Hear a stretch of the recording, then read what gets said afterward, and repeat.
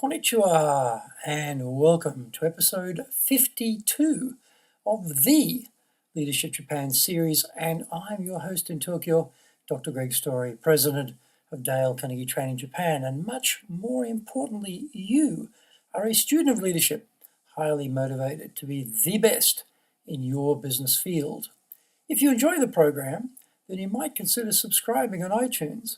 Also, if you would like your own access to 102 years of the accumulated wisdom of Dale Carnegie Training through free white papers, guidebooks, reports, training videos, blogs, course information, plus much more, then go to japan.dalecarnegie.com. And today we are going to discuss the proper use of PowerPoint when presenting.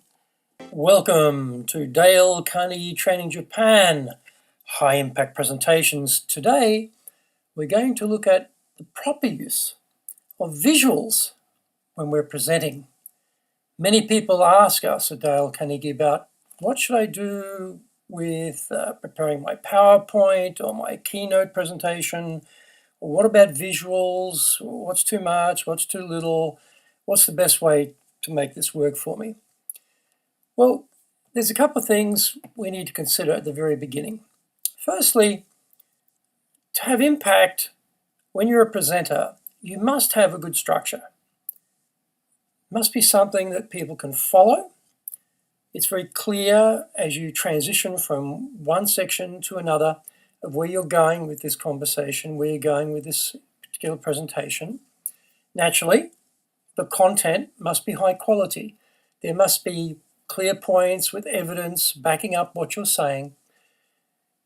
The third one, though, is really the make or break it. If your delivery is not well rehearsed, well practiced, and professional, it doesn't matter how good your structure is. People leave the presentation with a very poor image of your company's brand and your brand. If the structure's good, but content, not very good, not very high quality, again, you're just killing your brand. But even if your content's great, and even if your structure's great, but you deliver it in such a way that the audience is left bored, or they're not relating to it, they're not identifying with the message, then you have had zero impact on that audience. So a big part of the delivery is how we interact with the screen or with handouts that we've got for the audience. So today I'm going to look at what we can do to really improve in that delivery aspect around using visuals. Preparation is the key to everything. Very key question, who is my audience? You have to really understand who you are talking to. What is their level of expertise? What is their level of experience? What's the age range? What's the gender mix? What's their interest in this particular subject? So before we get up in front of any audience, we need to investigate who will be there, what things we think will be most appropriate for that particular audience. I'll talk about this in a little bit, but why are you giving this presentation? What's the purpose? What are you trying to achieve with this presentation? Let me come back to that in a little bit more detail on the next slide. Well, how will I open? Critical question. You are competing with what's already inside the heads of every single person in that room. They come to your presentation maxed out. They've got everything that's happening in their lives in their head.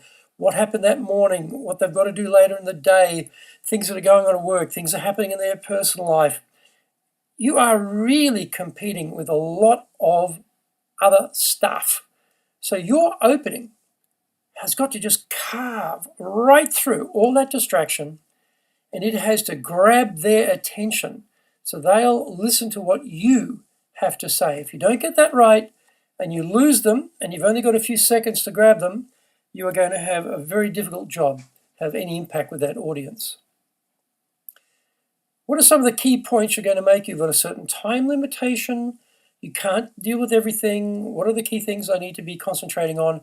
And make sure you've isolated those out and then bracket them throughout the talk so they flow in that structure I talked about before nicely from one to the other. And then again, what are the ideas and evidence that you're going to use to back up those key points? You make a statement. That's great. Okay, I say this. Well, so what? What's the proof? What's the evidence? Who else says that? What are some testimonials? What are some authorities you can draw on that back up what you're saying? And then finally, first impression, I mentioned before, as you open, very critical, grab the audience's attention. Last closing statement. This is the last thing that's going to be ringing in their ears as they walk out of that venue.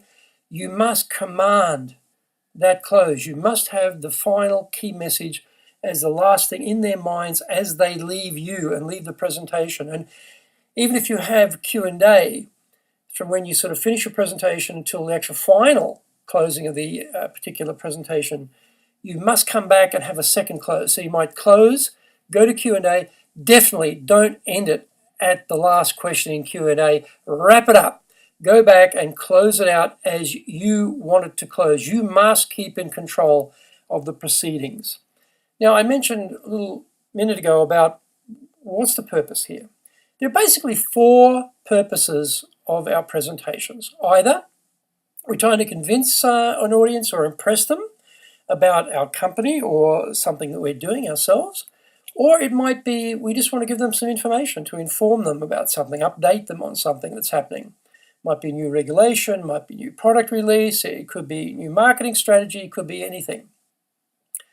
Or we might be trying to persuade them to take some action. Or we might just be there to entertain people. Depending on what you are trying to achieve, then you really need to think, what am I going to present that will help me to achieve that purpose?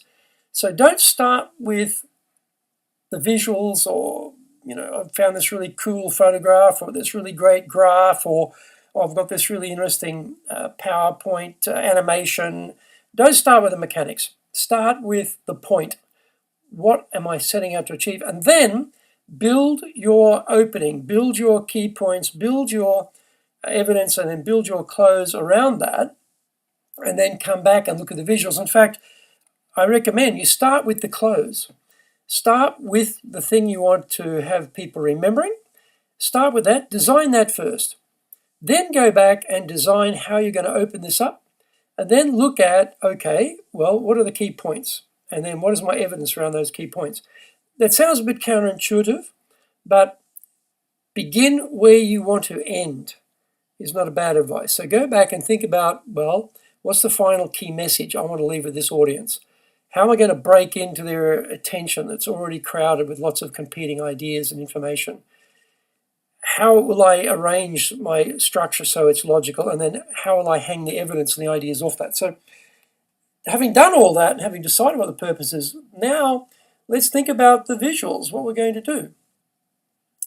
Well, visuals are great. Don't always need to use visuals.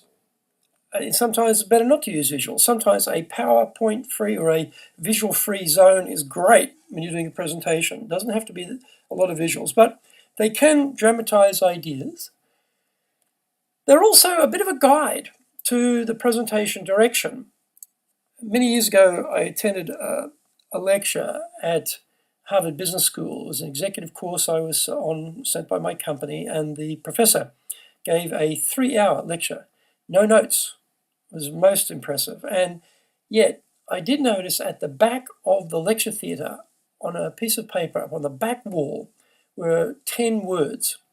And those 10 words was actually his 3-hour lecture. And that was his guide to what comes next. I talk about this, and then I go on to this, and then this comes next. Well, a visual presentation can also be a prompt to us as the speaker as to what comes next. So it keeps us on track with where we're going in our presentation. Visuals can also make the message very easy to understand, particularly if you're talking about numbers. A graph or a pie chart or something like that is a very clear visual signal about a complex idea and helps the audience to understand very, very quickly the message we're trying to get across. And what about the types of visuals that we need to use, I should say? Well, how many visuals are required? Now, some people have very few, some people have a lot. I once gave a 5-minute presentation, and I think for that one, I used about 90 visuals. Now, you might be thinking, 90 visuals in 5 minutes? Are you nuts? Well, that particular presentation was a warm-up to a keynote speaker. We'd sponsored the event, and for that, we got 5 minutes. Now, I remember a quote from Abraham Lincoln, I think it's something along the lines, he said, if you want me to give a 3-hour speech, I can get up and give it right now. But if you want a 20-minute speech, it'll take me 3 or 4 weeks to prepare it. And that's right. To give a very long speech, a rambling speech, relatively easy. To give a very concise, sharp speech, as I said, 5 minutes, very tough. 5 minutes is a really tough time period in which to speak. Very hard to have impact. So in that particular case, I used 90, but I was using a visual every 2 seconds. So as I was speaking, behind me on a big screen, lots of visuals were just hitting the audience. Because in that 5 minutes, I needed to get something across about Dale Carnegie training Japan. I want to give some visual stimulation because I don't have many words in 5 minutes to really get in front of that audience with a very strong idea. So I was using that as a technique, but that for that particular case worked very well. Generally speaking, I tend to always want to use too many visuals because I'm too greedy and I see all these great things I can show people. I want to show them, but I really have to pare it down. I have to really discipline myself to cut them out. Oh, I really want to use that graph. Oh, that's a great visual. No, cut it out. So try and keep it in some sort of range that works for you depending on what the purpose of your presentation is. And degree of permanency is something you need to think about. It might be better to give it as a handout. It may be something that's just too complex to put up on a screen. And often you get this. I worked in the financial sector for a number of years and had to sit through countless presentations of spreadsheets up on screens with numbers that were so tiny. The person standing next to the screen giving you the presentation had no clue as to read it themselves. So, and say crazy things like, I know you can't see this, but, well, of course we can't see the thing. It's too damn small. So get those sorts of visuals in the hands of the audience rather than trying to see it on screen. And the size of the audience, a very big audience, visuals may be more important than a very small audience. Does it back up the content of what you're saying? How much time have you got to prepare? And where I think a lot of people make a mistake is they put all the time into the PowerPoint or the keynote or whatever it is that they're preparing and no time into the rehearsal. So the whole balance flips, and instead of having a case where you get the presentation, structure, content, right, and then spend time on the delivery, rehearsal practice, it's all sucked up into the actual visuals preparation, which is the wrong balance. So be very cautious about spending all your time on that and not allowing enough time to actually physically stand up and deliver and practice. And finally, the cost. Sometimes there might be a cost to buying visuals or sourcing visuals. It may not be something you want to do. So here's some guidelines for using visuals. As I just mentioned before, sometimes less is definitely best. On a screen, try to avoid paragraphs, try to avoid sentences if you can. Single words, bullet points, and sometimes bullet points without the point of the bullet is sometimes good.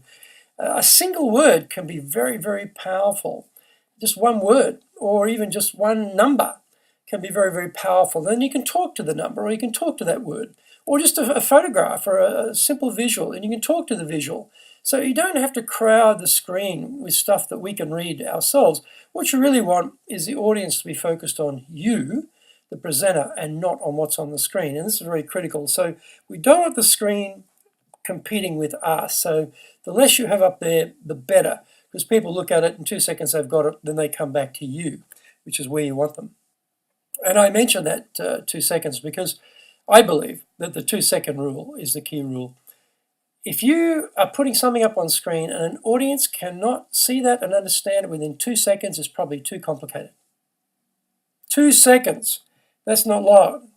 But if it's more than 2 seconds, it's probably too complicated. So think about reducing down the volume or breaking it into a couple of parts, or maybe just leaving it out and replacing with something you can talk to, and don't try and have people work their way through something very complex on a screen. Generally, 6x6 rule means that, again, less is best. 6 words on a line, maybe 6 lines maximum on a screen is good. Again, keeping it very minimalist. 6 lines or less per visual is probably good, and then 6 words across each line, probably max. And with fonts, try to make fonts that are easy to read. So you might use for the title a 44 font size, and for the text a 32. So it's large font, it's easy to read, down the back of the hall. In font types, sans serif fonts like Arial are very easy to read, where serif fonts like Times Roman, which have got a lot of additional fancy work to them, these can be a bit distracting. So we try and use things like Arial or sans serif fonts to make it easy to read. And again, be very, very, very sparing with all uppercase. It's actually screaming at your audience. It's shouting at your audience when you use strong uppercase like that. You can use it, but use it very, very strategically and very practically to make a strong point. So upper and lower case is much balanced, so look for that. Be very careful about using a lot or too much of all uppercase. For visibility, be careful about the overuse of underline. Yes, you can use underline, but use it sparingly. Bold, yes, you can use bold, but the same thing occasionally. And italics, yes, very rarely with italics, because again, it's not so easy to read. You can use them, but use them very, very, very modestly. With things like transitions and animations, sometimes good to reveal one concept at a time, because there's only one idea on the screen, and then you can talk to that, so you're not competing with a lot of words on the screen. And try and keep it consistent and simple. So if you start like that, then maybe continue like that, or sometimes maybe have it all up on the screen at one time. But try not to have it jumping around too much, because then people get very confused. If you're going to have animation where it might be a wipe right, for example, as you bring in something, then have it wipe right all the time. Don't have one's wipe right, the next one's wipe up, next one's wipe left, next one's something else. It's very confusing for an audience.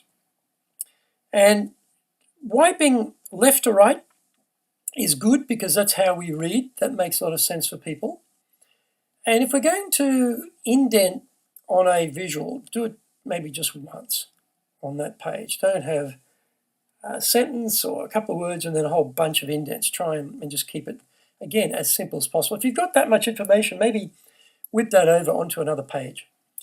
And pictures are great. Pictures have a lot of visual appeal, and as we say, a picture's worth 1,000 words. And a nice photograph of something that's relevant, or a picture, you might have bought the picture or whatever, nice. And then people can look at that. Very simply, they get it.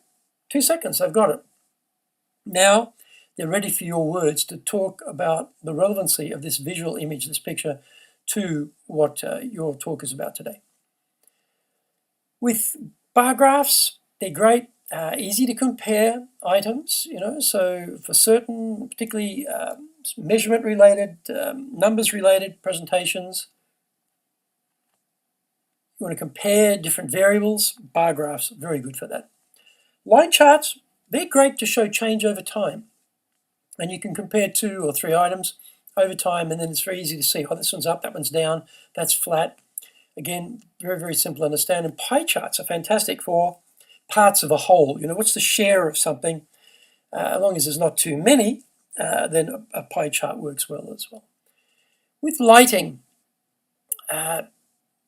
be very careful when the room gets set up, because honestly, I'm yet to meet very many people who set up rooms who do presenting. The people who get the job to set up the room are rarely presenters themselves. They're just people who are told, you set up the room, put the chairs here, put the lectern there, put the mic there. And particularly hotels, I'll notice too that a lot of times hotel staff, very unhelpfully, will turn off all the lights on the audience and just have, the whole stage black and then the screen is the main light source. No, no, no. You want the lights on that audience. You want to see your audience. You want to be looking at their faces.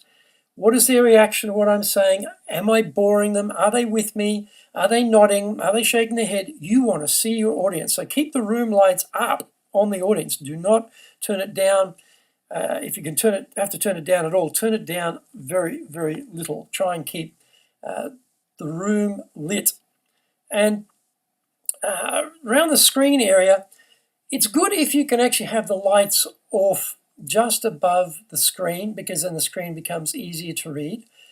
But definitely have the lights on you. When they shut the lights down and you're now in darkness, so you're invisible to an audience, just a voice in the dark. No, have the lights on you, have the spotlights on you, so the audience can see your face, because your face has got so much power of persuasion. You've got so much credibility through the message, through using your face and using your gestures, your body language. Don't miss that opportunity that the audience can see all of that. And so you might, and although I have to say I'm struggling to think of too many venues where they've managed to isolate out the lights above a screen. But today, with most projectors, though, the screens are pretty good, even with all the lights on. So it's usually not such a big deal. And again, if you design your visuals with that in mind, you're not going to be too dependent on too much information on a screen. It shouldn't be too much of a problem. We have a particularly bright room. It might be a lot of natural light. Then often you have a light background with very dark text as a contrast, and that works very well. So the contrast of dark fonts on a light background in a light room can work. Or sometimes in a dark room, you might go the other way and have a dark background with light, white, and even white bolded text on the screen to really stand out, to have the contrast. Colors are tricky. You rarely see people using them well, I have to say. Colors like black, blue, green, they work very, very well on a screen. They're the best colors. So stay away from oranges and grays and particularly, we'll talk about in a minute, red. So with contrast, black and blue work together well as a contrast, and green and black also work well together as a contrast. So they're good colors to mix and match on the screen. Black and blue, green and black. Red, oh my God, red can be hard to see. In fact, I was at a presentation not that long ago on marketing. It was quite good content and reasonably well delivered, but my God, the screen, dark blue background, red on dark blue. Ooh, could not read it very easily. So red, avoid red. Just try and stay away from red. It is hard to read on a screen. And also, don't go crazy and try and have some sort of rainbow federation going on here of all the colors we've got and have too many on screen. It's just get too distracting, too confusing. Remember, you are the message. You, your voice, your face, your gestures, your body language, your energy. You are the message, not what is on that screen. The screen is a slave to you. It is a servant to you, not the other way around. So when we're preparing, one of the tricky things is we often sit in front of a screen at a very close distance and we're preparing the visuals. And then off we go, and now we're in a big room, big venue, big screen, and somehow it doesn't look like it did when I was preparing it. And you go, oh, too late. So on your computer, you'll have a presentation mode function. Go to that and then run your slides through that and see how it looks. And also, another handy hint, get to the venue early and run it through their projector on their screen in that venue, and then make any final adjustments you need to make there and then, because often it is different. And if you are using different computers, for example, at work I'm using sort of Windows environment. At home I've got a Mac environment.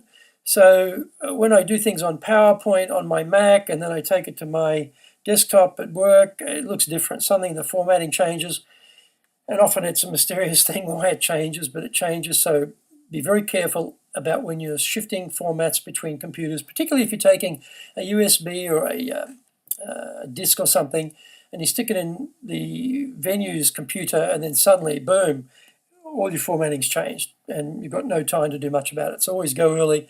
If you're going to use their computer with your USB or whatever, check. And the visuals should have some relevancy to what you're presenting. So try and make sure that it's not irrelevant or distracting or competing with the message. So if you have something that's really exciting on the screen, very interesting, you get lost. And particularly if you're presenting video, be very careful that the video doesn't overrun what you're doing, that the video then takes over the whole presentation, and use video sparingly. It's sad for me to see CEOs of major corporations get up there and they go straight to the video.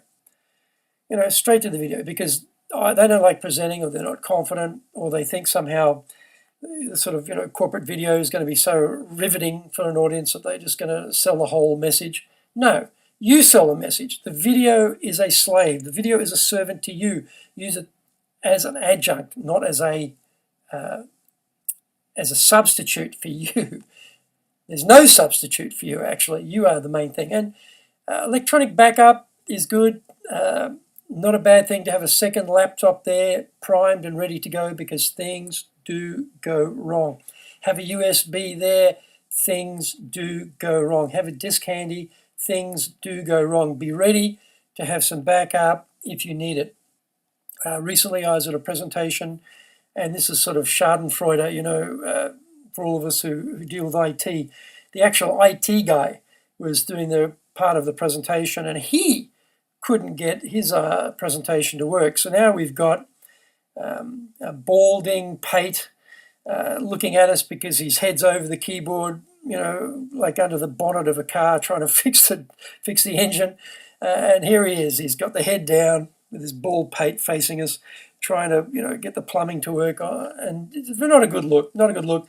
And so things do go wrong. Even for IT people who are experts in this area, things go wrong. So don't think it's going to be always perfect. Be ready for trouble.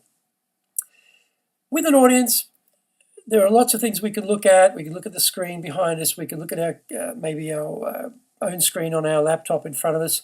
We can look at notes, but we should not. We should not be looking much at any of those things. We should be looking at our audience. We should be breaking our audience up into pockets of 6. By that I mean, and I'm an Australian, so I'm not particularly au fait with things like baseball, but I've seen it played, and I've noticed that with baseball they have like a sort of a curved shape in front of you. So you've got left field, center field, right field. So there's 3 basic brackets you can break your audience up into.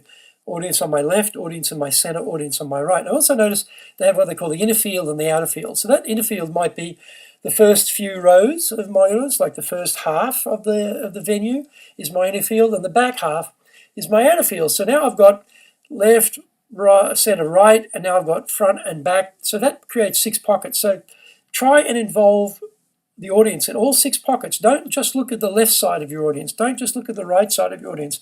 Don't look at the front row and ignore everyone else. Take your eye contact and involve every single group, and look at every single group through the process of your presentation, and try and look for about 6 seconds, because less than that, it looks like sort of fake eye contact, and too much more than 6 seconds, it gets a bit intrusive. So 6 seconds is a good enough period of time to be making a comment while you're looking at an audience member in one pocket, and then switch and look to another pocket. And don't do it by numbers, like 1, 2, 3, 4, 5, 6 in order, left or right. No. Break it up. Look randomly. Look all over the place. So you never quite know where you're going to pick up the next audience group. So it's not predictable. And keep that audience eye contact, and glance at your notes, glance at the screen, but keep the main contact with your audience. And so remember, the audience is the key thing. Your monitor of your laptop will tell you what's on screen, so you can refer to it without having to look backwards at the big screen. Although sometimes for me, I prefer to present without glasses, so if I can, I will sometimes use the big screen to just check what's on there rather than my monitor on my laptop, because it might be a bit hard for me to see. Can't read it without glasses. So, but I try not to spend too much time looking at that big screen, just glance at it and then talk to my audience. I've seen lots of people get lost with their notes. They've got copious notes and they start reading it. Don't. That's my advice. Don't read it. Do not read it. Have your points. Sure, have some points, have some notes, that's fine. No one will begrudge you looking at some notes to trigger the next phase of what you're going to talk about. But talk about it. You're the expert. Talk to what your topic is about. You've designed it. It's your presentation. You know what the purpose is. Talk to the points. Don't read the points. It just takes away. And I forget where I was recently. I saw someone actually reading the presentation. I mean, they did a reasonable job of reading it, but it would have been so much more impressive if they'd not read it, if they'd actually spoken to it. And you can, you've got points you can talk to, that's enough. So try to avoid looking down and reading. It's not effective, not going to have impact when you do it that way.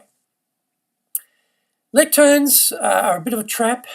Again, people who set up venues, they tend to set them up without thinking, so they'll put the lectern there with the sort of stand mic, and if you can, try and use a pin mic rather than a stand mic so you can move around a little bit.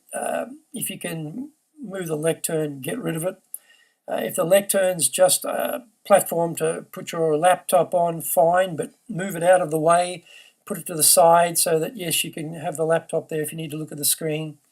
If you're not particularly tall, then you should definitely be very careful about being trapped behind a lectern, because often the lectern's a bit high. All we can see is your head, just framed above the lectern. Again, not a good look. If you have to use a lectern, then get the organisers to get you something to stand on so you're going to be high above the lectern. If you can get rid of the lectern, get rid of the lectern, because that way we can see your whole body. We've got all the body language available to us. Great for getting messages across. If you've got a mic stand, then take the mic out from the mic stand and try and move away from the lectern. Even, if you can't move the lectern, then try and stand in front of the lectern and between the audience and the lectern, or stand to the side of it if you can. Definitely check out the room. Room layout, very critical. Often people lay out rooms the wrong way. Crazy things happen. I've been to venues where the organisers obviously never give presentations. They set up my position right in front of the projector. Right in front of the projector. I am now going to become the screen. Just crazy stuff. So get there early. If you could actually go the day before, even better. Then you can check out how it's going to look, what's the room like, make any adjustments, but certainly a day before is best. If that's not the case, definitely get there early and check it out, because crazy stuff happens and people don't know about presenting are often the people given the task of setting it up, and often they won't set up correctly. With the room, if you can, always try and stand on the left of the screen. That means the audience left. So we read from left to right. So what we want is the audience is looking at us, and then they read what's on the screen. Look at our face, read the screen. Look at us, read the screen. So it often happens that the people putting the presentation together, hosting it, will set it up so you're on the right side of the screen. They'll have the laptop stand there. They'll have the mic set up there. Again, if you can get there early, move it. Say, no, can you have that on the other side if possible? If you can't, okay, you have to present from the right side to the audience, but better if you can present to the left side for an audience side. So read left or right, look at you, read, look at you, read is much better if you can organize it like that.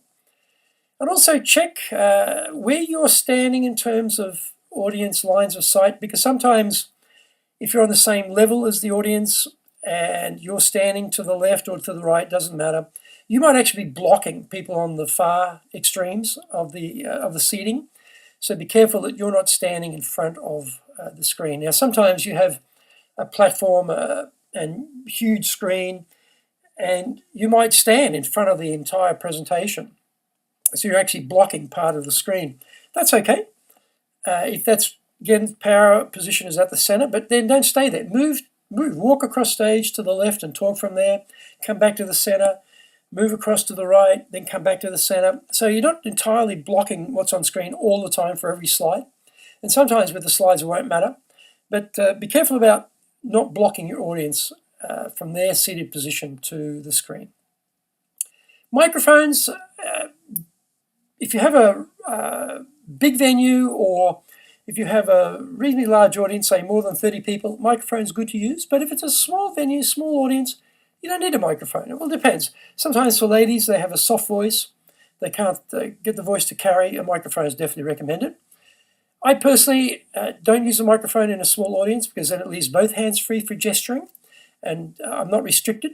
But if it's a big venue, then yes, I definitely use a microphone. And one hit with microphones, if you are nervous, there's nothing worse than seeing a microphone vibrating in your hand through the shaking of your hands. So a good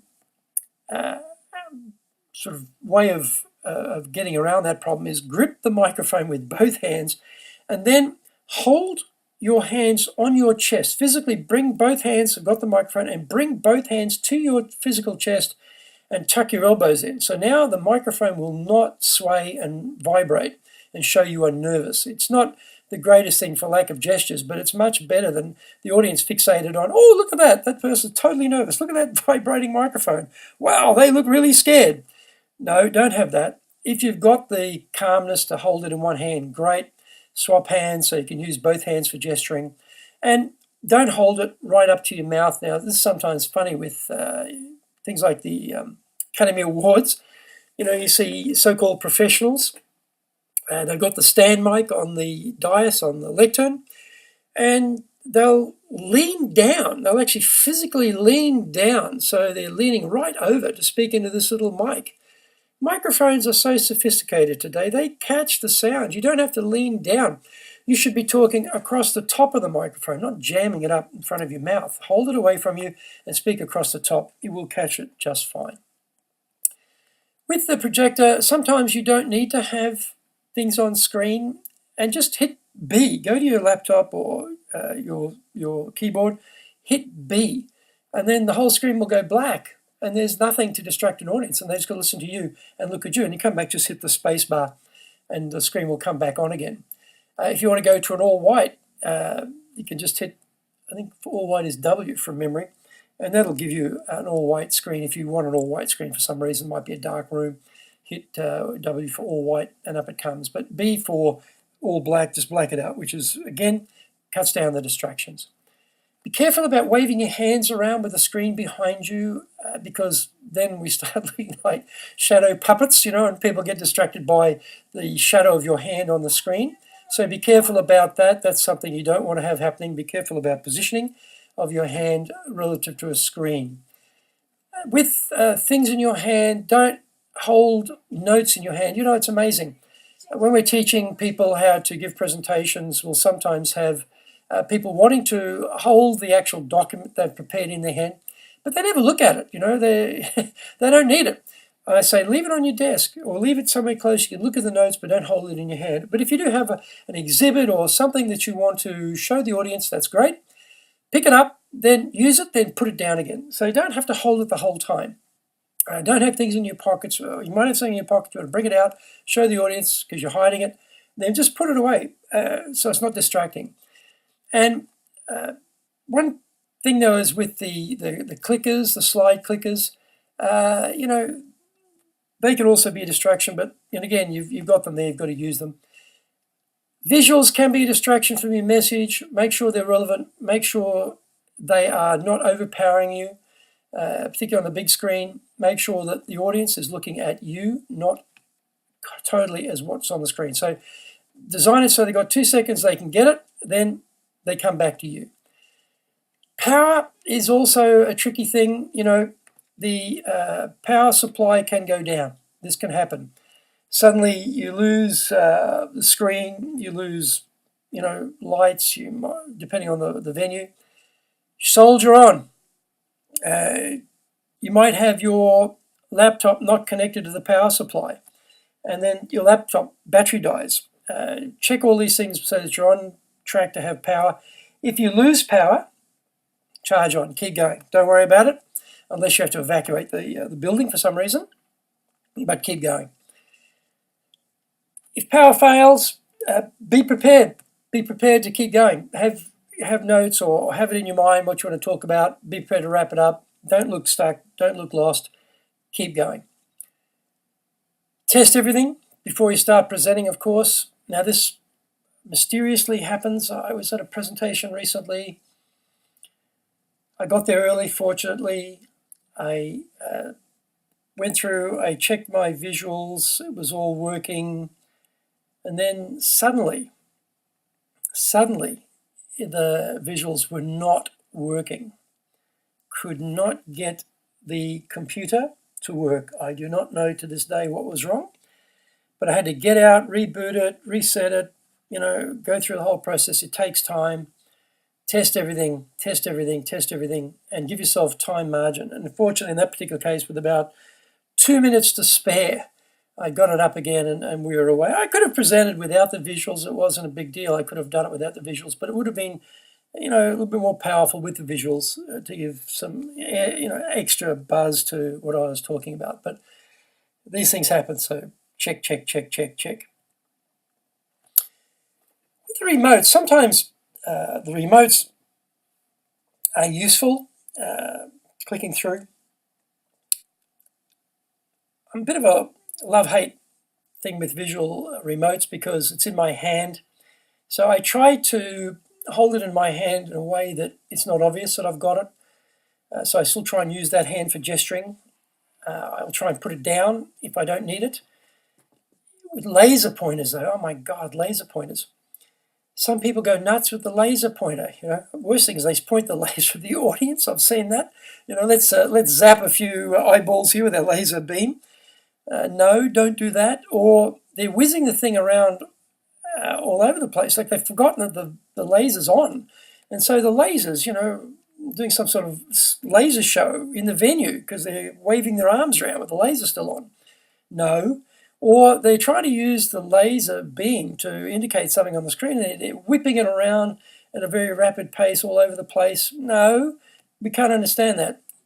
If you're going to use the laser, go to the word or the section and use the beam slowly. Move it very slowly. If you're going to circle something or across something that you want to underline, very, very slow is the key. Listener focus is important. I said before with the eye power, if it's at a big venue and the screen takes up the whole background, again, I like to use the front, left, right side for a bit of variation. And I try to stand as far to the front of the apron of the venue as I can and try not to fall into the audience. I've come close to that a few times by getting a bit too close. But it's good. It's good to be very close because then you're physically close to your audience and you can have more impact, more body language power when you're up close. That's always a good position to be in. And sometimes you'll have something on screen. Use your arms to reach back to what's on screen, but keep looking at your audience. So your arm actually indicates where you want your audience to look. That's very good. So they see, oh, okay, I need to look at the screen now. I need to look at this part of the screen now. And use that gesture very effectively to make focus. And again, use it for focus. Don't use it all the time, just to direct their attention to particular things. And again, tell people where you're going with your presentation. Set it up so people are aware what's coming also. Now we're going to talk about so-and-so, so the next screen comes up, they know what to expect rather than being surprised all the time about what's coming up. So this keeps them focused. And your bridges or your transitions in your talk between your key points, you bring them visually into the next section of your talk works very well. And I said before about keeping the lights on. Worst thing in the world is you are in light, audience is in darkness, and you can't see. Now, I work in Japan, live in Japan, and I've noticed that Japanese audiences, if you turn the lights out, they're very, very quick to lose focus, I think. I think it's probably true around the world, but because I do a lot of presenting here, I'm probably noticing it more in Japan. But don't turn the lights off the audience. Keep the lights on the audience and allow yourself to read the reaction to your voice and what you're saying. Look at their faces. How many are nodding? How many are just looking dead bored? How many are now on their iPhone checking email because you've lost them? Need to be able to see them to keep the focus on your audience to then switch gears. Now, if you need to get your audience back in the room, ask a question, a rhetorical question. They don't know, though, whether it's a rhetorical question or a real question, but by asking a question, you get their attention back in the room. They'll come back from wherever they are, and you've got them again, and then keep going. The way we present conversational language is very good. Storytelling, very good. We all relate to storytelling. It takes us into the context, the why of what you're talking about very quickly. Congruency between what you're presenting and how you're presenting it is very important. I can't remember the comedian. This is going back, God, this is probably 50 years ago now, 50 years ago, 40, 50 years ago. I remember I heard some American comedian, and he was talking about he was a graduate of the so-and-so school of speed reading, but he spoke in this really slow voice, My name is, I am a graduate of the so-and-so school of speed reading. He's speaking like this as a graduate of the school of speed reading. So it was for a joke, it was comedy. But there's no congruency, you see, because he's not matching the way of delivering the words with the message. So, same thing. If it's a very serious point, then you shouldn't be laughing. You shouldn't be smiling. You should look serious. If it's a lighthearted point, if it's something that's good news, don't look unhappy. Don't look serious. Look happy. So, we need to make sure that the content is matched by the delivery. And the speed is something that we use for variation in our voice, speeding things up, slowing them down for emphasis, putting the power in, taking the power out. These are all controls we can use for variation. So we have modulation in our voice where we're going up and down as well, which gives us power, gives us variation. We can have gestures, and about 15 seconds is max that you want to hold a gesture, because after that, the power of the gesture is dead and it just becomes annoying. So you turn the gestures on, turn them off. Using our face, as I said before, for highlighting, like if you're something surprising, show a surprised face. If it's a very great piece of news, show a really happy face, If it's something very serious, show a serious face. So the voice, or the face, or the body language, everything matches up with the key message. And body language too, using the energy. In Japanese, we talk about the ki, like in Aikido, no ki, the ki of Aikido.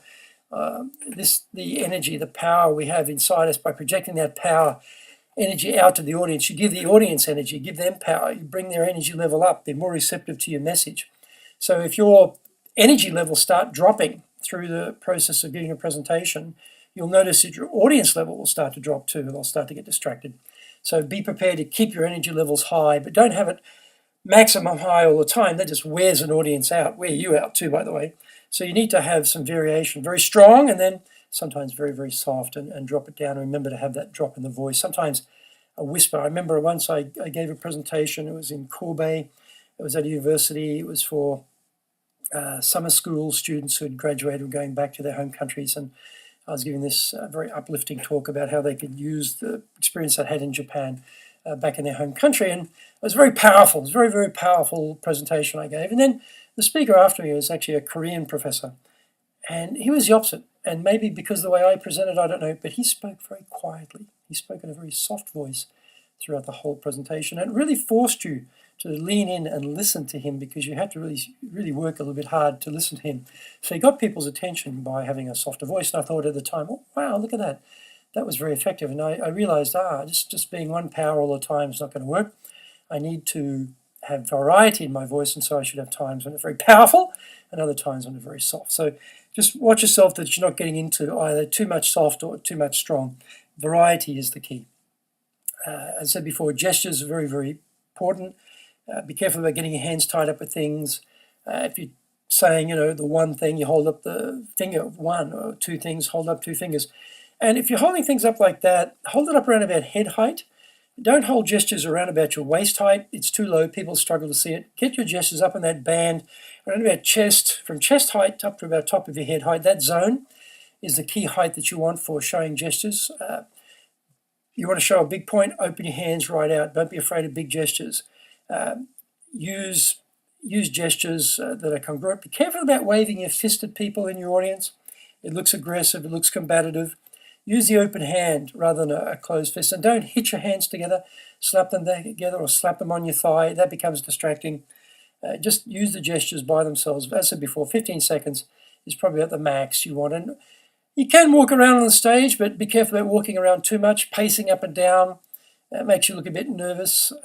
Try and hold the main point and move because you've got a reason to move. Again, names of people in your audience is a great thing to use. You know, if you can get there early, meet some of your audience, have a conversation with someone.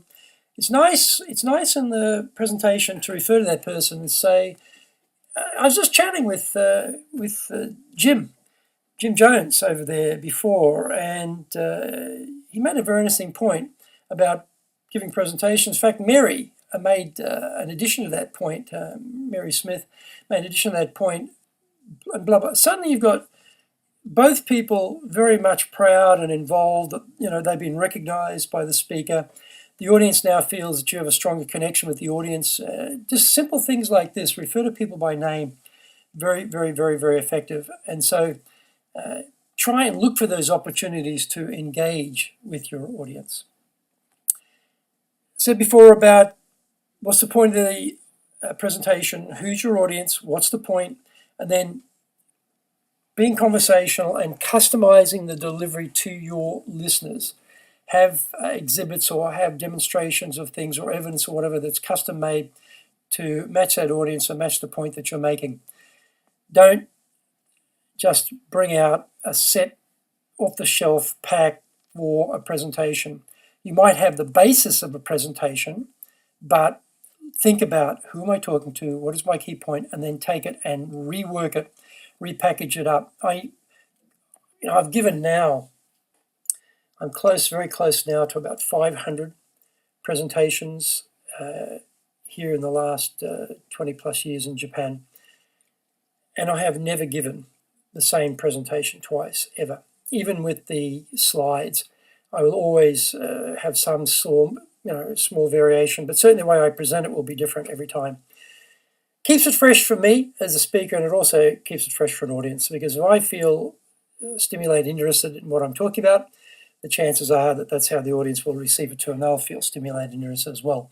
So do not receive a pack either. I mean, often, you'll see it. The president's had some munchkins out the back preparing his presentation for him or her, and often it'll be the first time that they've even seen the presentation, and it's obvious that it's the first time they've seen the presentation, and they really don't know what's coming next, and they struggle through it, and it's really killing the brand. I mean, it's killing the brand, the organization. It's killing the president's or the presenter's personal brand. You don't want that. Get it, customize it, make it yours, and then present it. So there we have some ideas on how to present your visuals when you're giving your presentations, which is based on our training called High Impact Presentations, where we teach people over 2 days how to become a high impact presenter and how to learn a number of different structures, really cover off all the major structures you need for an audience, how to isolate out the content you want, how to deliver it, how to do things like Q&A very effectively, how to deal with pressure, really intense pressure situations, how to present complex information, how to be persuasive, how to inspire people to take action, how to create a great first impression. There's a whole raft of things in that 2-day course. It's really the Rolls-Royce of presentation skills. I mean, this is where Dale Carnegie started in 1912, teaching people how to be persuasive. And if ever you have a chance after listening to this to do that particular course and you haven't done it before, grab that opportunity, because it is a powerhouse course. It is a game changer of a training course. And 2 days, everything is videoed. You have 2 trainers, so you have coaching while you're watching yourself on screen. It's a phenomenal course, and I taken it myself and I strongly recommend it. So best of luck, and remember, rehearse, rehearse, rehearse. Do not be consumed by the construction of the materials. They are secondary to you. But when you do construct your materials, take advice, what I've given you today, look at what we've talked about, use those ideas, use those hints, and you will give a much, much better presentation. Good luck, and I hope that we can see you one day in a high-impact presentations class for Dale Carnegie, somewhere in the 90-plus countries and the 30-plus languages we deliver it around the world. Thank you for joining the Leadership Japan series. If you found the program useful, then you might consider subscribing on iTunes. Remember to access your Dale Carnegie training free white papers, guidebooks, training videos, blogs, course information, plus much, much more. Then go to japan.dalecarnegie.com.